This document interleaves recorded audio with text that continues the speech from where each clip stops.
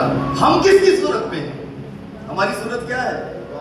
تیری صورت خدا جیسی، تیری سیرت مسیح جیسی. یہاں پر کیا کہہ رہے کہ خدا کی صورت پر وہ تھا، لیکن اس نے اپنے آپ کو اس قبضہ میں ہونے کی چیز نہ سمجھا. آگے جو بھائی، بلکہ اپنے آپ کو خالی کر دیا، بلکہ اپنے آپ کو کیا کر دیا؟ خادم کی صورت اختیار وہ کی. پریز دی لارڈ، خادم کی صورت اختیار کر دی. خادم کہتے ہیں خدمت کرنے والا، نہ کہ کروانے والا. اس نے خادم وہ بن گیا. خدا تھا، وہ بادشاہوں کا بادشاہ تھا. ہمیں بیٹھ جائیں. اور انسانوں کے مشابہ ہو گیا، انسانوں کی مانند ہو گیا. اس کا مطلب ہے ہمارا خداوند یسوع مسیح خاکسار ہے. خاکسار خاک سے لیا گیا ہے، اور خاک آپ کو پتا ہے جو جس کی کوئی ویلیو نہیں ہے. آمین. وہ آپ کی خاطر خاکسار بن گیا. انکساری سے وہ باپ کی مرضی کو پورا کرتا ہوا ہماری زندگیوں میں نظر آیا. ویسا ہی مزاج رکھو جیسا مسیح یسوع کا. مسیح یسوع زندگی کا پانی. ہاللویا. اس نے کہا جو مجھ میں سے پیے گا وہ کبھی پیاسا نہ رہے گا. جو مجھ میں سے پیتا ہے وہ کبھی پیاسا نہ ہوگا. زندگی کی روٹی دروازہ میں ہوں، یعنی کہ میں ہی دروازہ ہوں.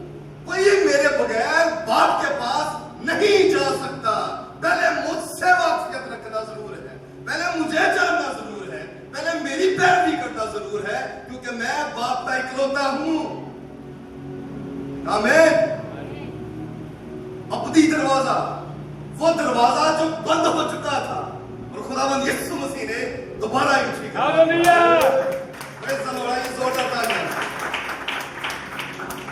پھر وہ کہتا ہے انسپریشن ہوتی ہے، وہ کرنا چاہتے ہیں. پولس کہہ رہا ہے کہ میں مسیح کے مانند بنتا ہوں، اور ہم دنیا کی مانند بن رہے ہیں. دیکھیں، آپ کسی پرسنالٹی سے انسپائر ہو کر اپنی زندگی کو تبدیل کرتے ہیں، اس راہ پر چلتے ہیں، اچھی بات، برا نہیں. لیکن اس شخصیت کو مسیح سے زیادہ ویلیو دے دینا یہ بت پرست ہے.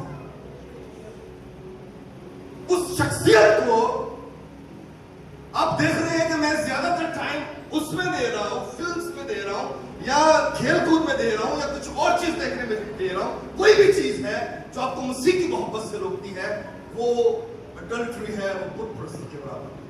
اگر آپ مسیح سے زیادہ اس کو ترجیح دے دیتے ہیں تو وہ بت پرستی. سوچنے کی، سمجھنے کی ضرورت ہے.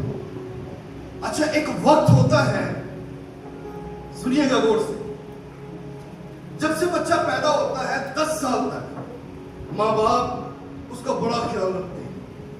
ایسے ہے یا نہیں ہے؟ آپ اتفاق کریں گے مجھ سے.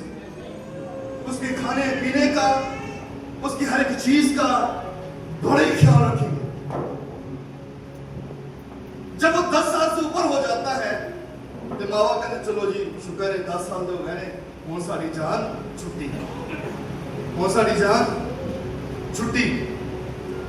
کون اپنے منہ سر والے ہو گئے نے، کون اپنے رستے میں سے اپنے رستے. اچھا، مائیں جو ہیں بیٹیوں کا خیال رکھتی ہیں. مائیں گھر میں بتاتی رہتی ہیں بیٹیوں کو، اور بیٹیاں ہماری اپنی ماں کے پریزنس میں بڑھتی ہیں، اور بہت سی چیزوں پر وہ قابو میں رہتی ہیں، اور گھر میں رہتی ہیں، ماں کے سایہ میں رہتی ہیں. میں آنا منڈیا دے ہوتے.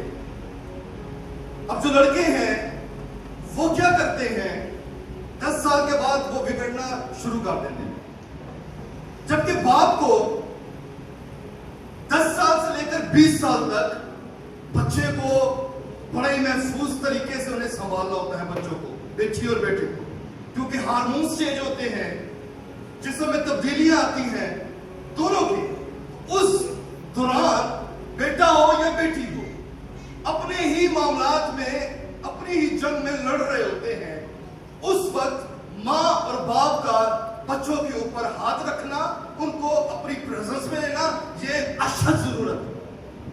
بیٹیاں اس لیے میں کہہ رہا ہوں کیونکہ وہ گھر میں ہوتی ہیں. جب منڈے باہر نکلنا شروع ہو جاتی ہیں نا، منڈے तो वो गैर सोबतों का शिकार होते हैं, वो ऐसी सोबतें इख्तियार करते हैं जो उनके लिए खतरनाक है।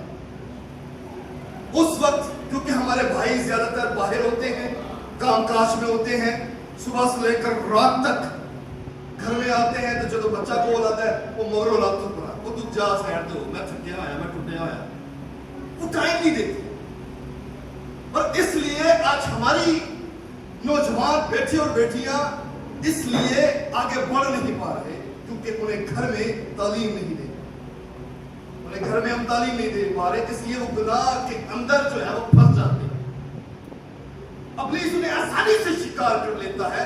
उसी दौरान आपको खुदा के कलाम की ज्यादा जरूरत होती है और खुदा आपकी औलाद को कलाम से भरना चाहता है, लेकिन आपके लिए उसके लिए टाइम ही नहीं होता। ये लम्हा फिक्री की बात है, इसको ज़हन में रखें। एक्चुअल में हमें संभालना 10 से 20 साल की उम्र में होना चाहिए, जबकि बच्चा फुल टाइम तैयार होता है। आप जो कुछ उसके जहन में डालेंगे वो जो है उसको समझना शुरू कर देगा, अच्छे बुरे का ख्याल रखना शुरू कर देगा। उसको पता होगा ये बड़ा है, ये छोटा है, ये माँ है, ये बेटी है, ये सब चीजें। तो उसका ख्याल रखना बेइंतहा जरूरी है। और जब गुनाह आता है ना जिंदगी में, तो गुनाह जो है ना मरोड़ देता है, तोड़ देता है, डिस्ट्रॉय कर देता है लाइफ। ऐसा है या नहीं है? ऐसा है या नहीं है? अच्छा, एक और बात, इस्राइल कौम जो है वो मिस्र से निकाली गई और मिस्र जैसे काम उसकी जिंदगी में भी मौजूद थे। वो निकाले तो गए लेकिन वो ही काम करते थे जो वो पीछे छोड़कर आए थे। पहला कुरिन्थियों उसका 10 बाब और उसकी 5वीं आयत में लिखा है, मगर उनमें से अक्सरों से खुदा राजी ना हुआ, चुनाचे वो बियाबान में ढेर हो गए।